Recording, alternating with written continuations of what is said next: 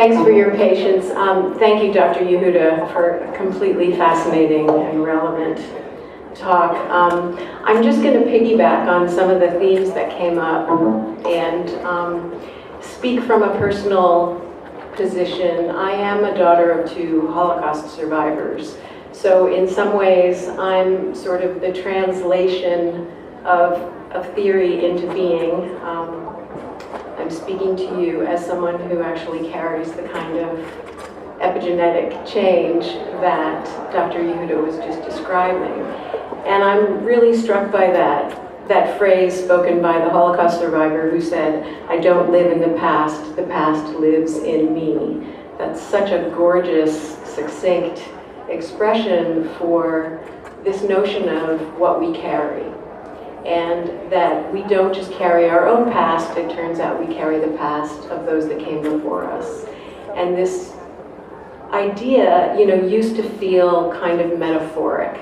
We used to be referred to, my peers, as oversensitive, highly imaginative, sometimes hysterical or making things up. And I think what's so powerful to hear from a scientist is the evidence that it's real. And I think sometimes it's invaluable for us to validate the stories we hear from one another just by saying, "I hear you, it's real." What you're feeling, what you're narrating, what you're remembering, what you're afraid of, those are real.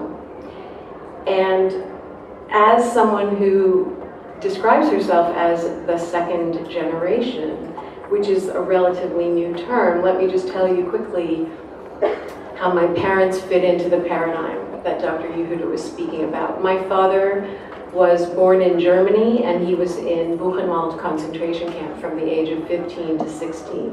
So he was exactly that young age group Dr. Yehuda was referring to. My mother was born in Vilna, which was Lithuania at the time, now Poland, and she at age 9 was in the Vilna ghetto with her parents and then in hiding from age 11 to 14. So again, that adolescent age. And I've only recently come to know that according to some new definitions of Holocaust survivor categories, which is a strange thing in itself for me, that actually means they're considered child survivors. And that I never really thought about it that way because to me they were always adults, of course, and they were so aged in a way by their experiences. They had to grow up so quickly because of what was happening to them during the war that in many ways they didn't really have a childhood.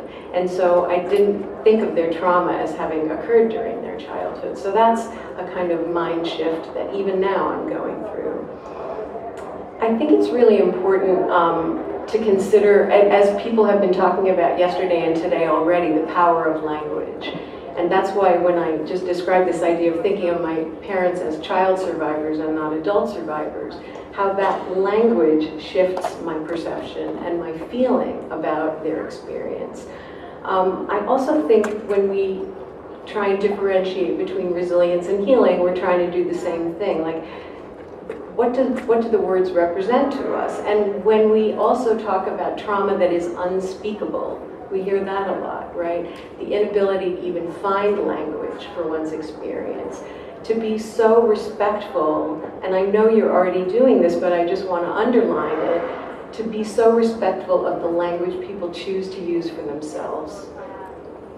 And so people who choose to refer to themselves as survivors, or people who don't feel comfortable with the word survivor, why?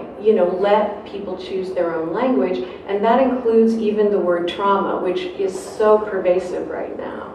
So I had a conversation with my father just a few months ago after my book came out, because I was interviewed on All Things Considered on National Public Radio, and that same week there was an interview with me in the New York Times about this book. So my words were out there in the world in a big way.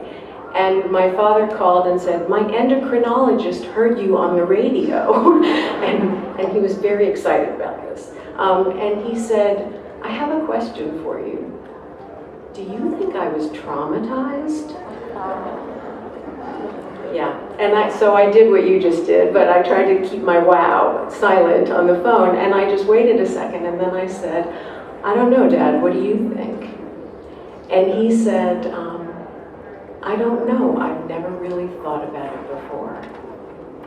He's 88 years old, and he was in a concentration camp at age 15 to 16. I've written other books about it. I've been to Germany with him 4 times. 3 of those experiences are written about in my book, where we visited the site of the concentration camp together in 1983, in 1995, and 2015. So we have been having a lifelong conversation.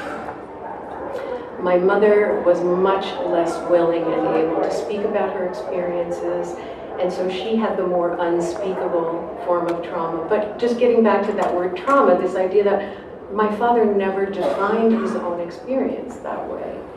And I have a whole chapter in the book called The S Word, where I try to even unpack this word survivor. I had breast cancer 9 years ago, and people started telling me I was now a breast cancer survivor. And they meant it in the best of ways. But I realized that I was uncomfortable with using a word that I had used for my parents, and that they were uncomfortable with for their own reasons. So all of these layers of sensitivity can locate themselves just in the words we use. The power of storytelling. I know a lot of people are talking about that this weekend too, the power of finding words for your story, finding images for your story, finding those who listen to your story and know how to listen. Dr. Yehuda just talked in response to the question about community, the power of not feeling alone in your experience. I know a lot of your work is around creating community and deepening people's sense of connection.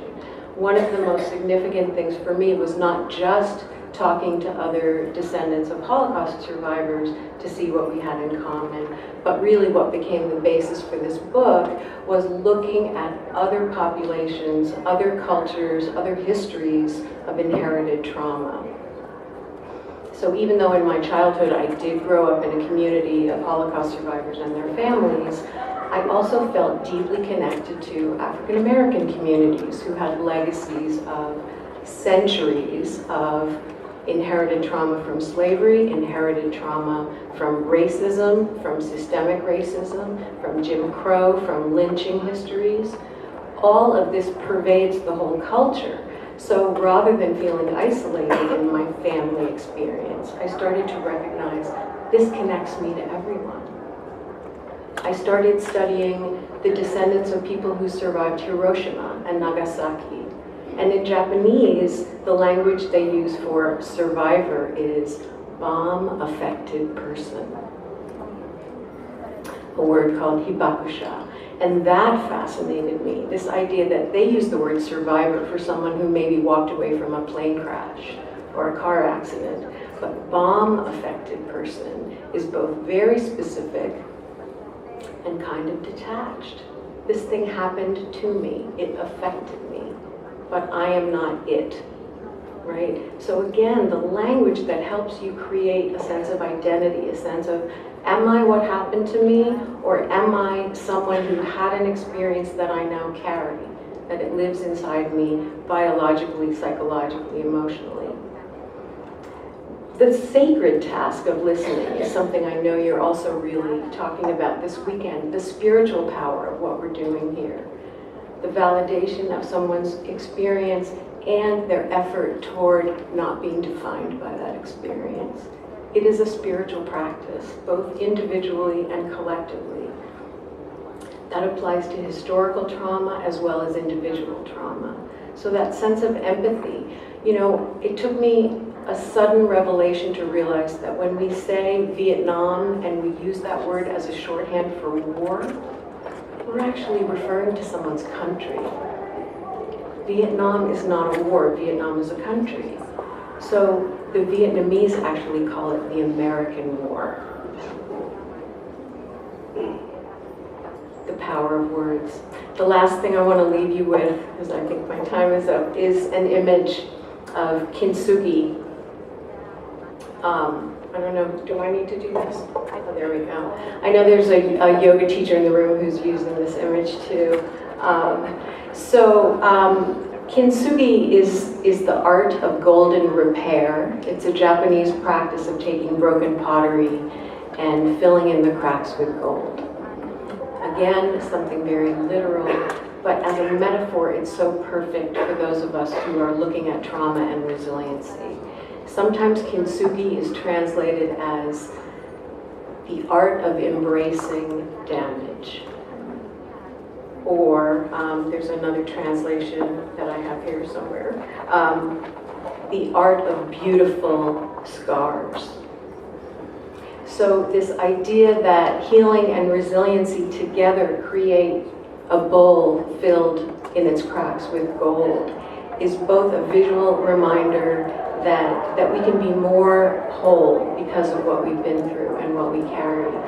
And we can hold that as our own unique, not secret, but visible beauty. Thank you so much.